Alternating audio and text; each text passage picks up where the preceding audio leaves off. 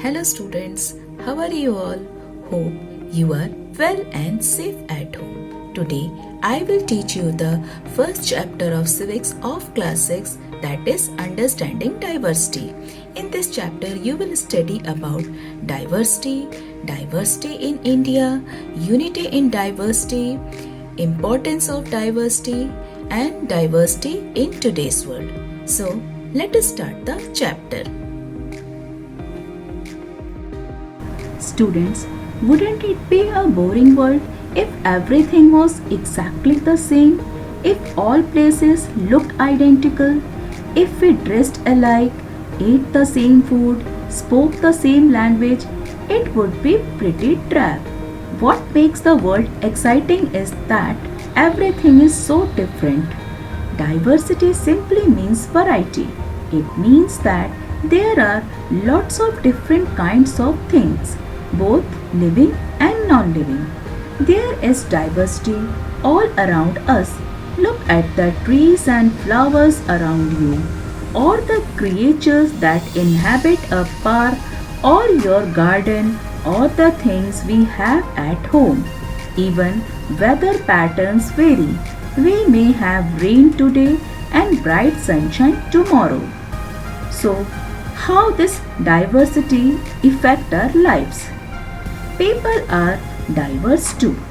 Physically, we are the same, but we look different from each other, don't we? You don't have to go far to find diversity in people.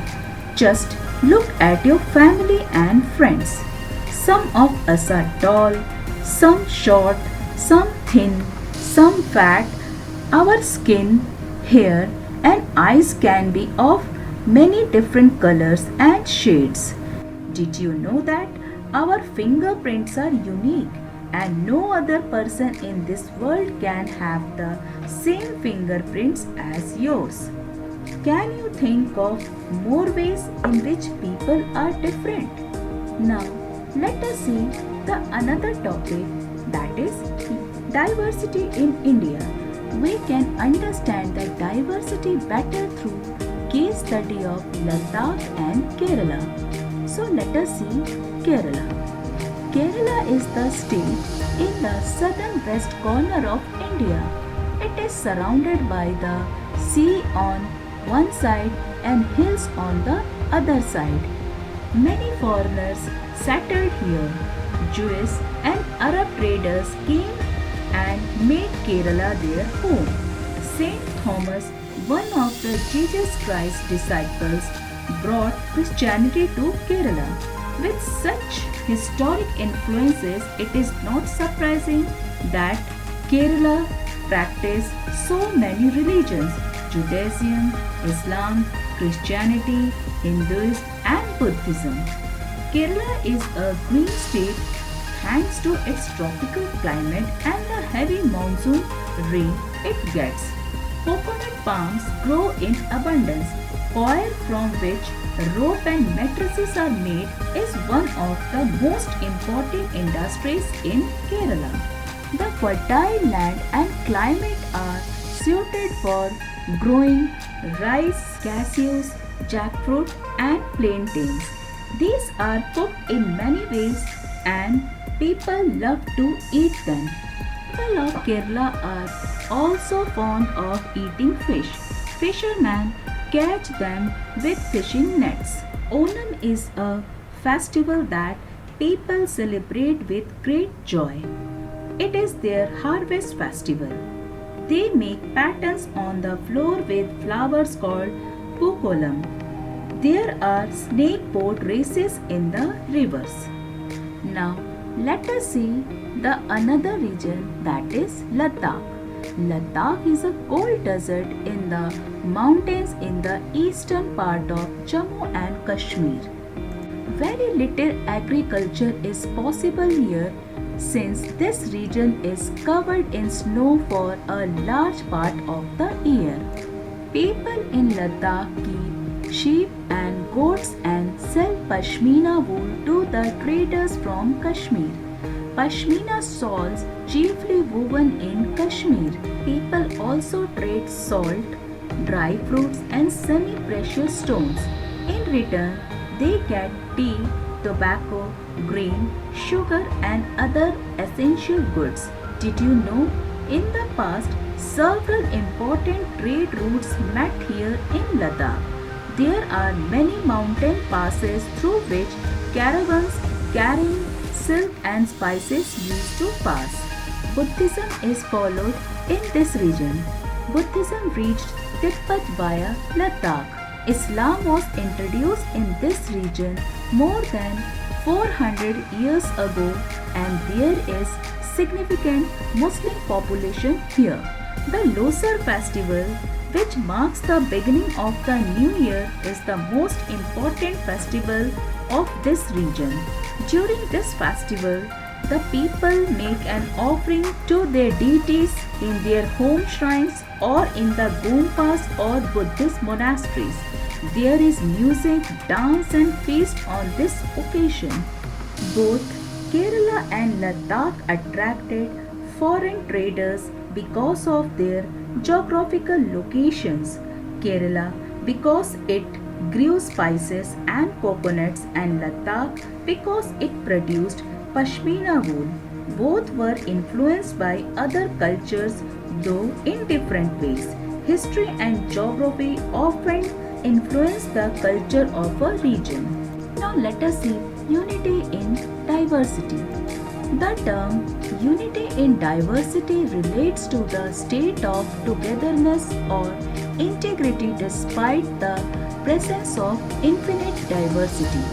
Unity in diversity is based on the concept where the individual has variation in physical qualities, skin color, caste, creed, cultural and religious traditions, etc., are not seen as a dispute. Rather, these differences are viewed upon as varieties that improve the society and the nation as a whole. Let us understand it with an example. The British came to India as traders in India in 1599, and by 1857 they had established an empire that stretched from Burma, now it is Myanmar, to Afghanistan, the entire Indian subcontinent. In spite of colonizing India for more than 200 years, the British never understood Indians well. They thought they could divide Indians because they were so diverse. However, we proved them wrong. India's freedom movement saw people from different regions joining hands in opposing the British. Their methods of opposition were unique: writings, powerful speeches, songs, flags, and protest marches.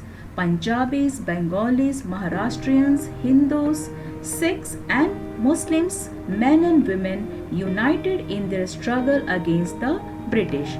The British used violent means to break this unity, but they never succeeded.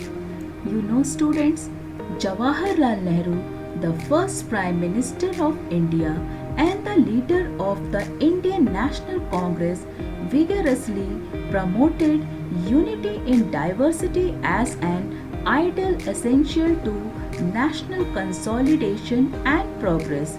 He wrote at length on this topic, exploring it in detail in his work, The Discovery of India.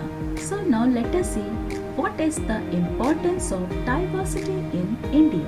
Diversity recognizes and appreciates the distinct characteristics of an individual or a social unit or a community as a whole.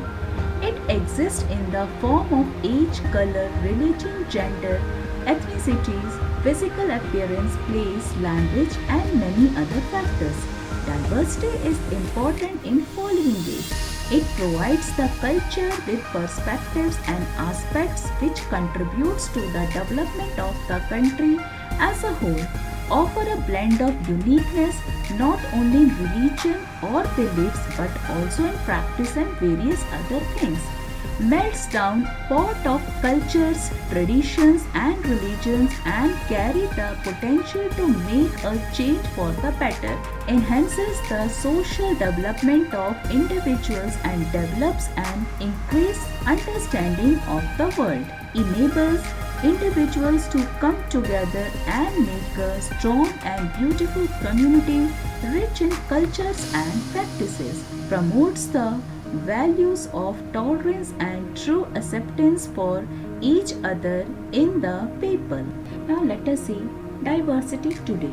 The influence of different cultures on one another is an ongoing process. People move from one place to another all the time. With each move, cultural traditions of immigrants and their way of life slowly become a part of the new place they settle in. They learn to speak the language of the place they move to. The reverse also happens. New words are added to the language of the region. They learn new skills.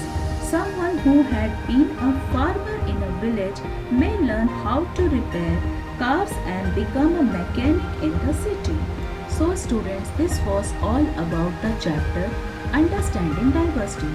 I hope you all would have understood the chapter. Till then, stay home, stay safe. Thank you.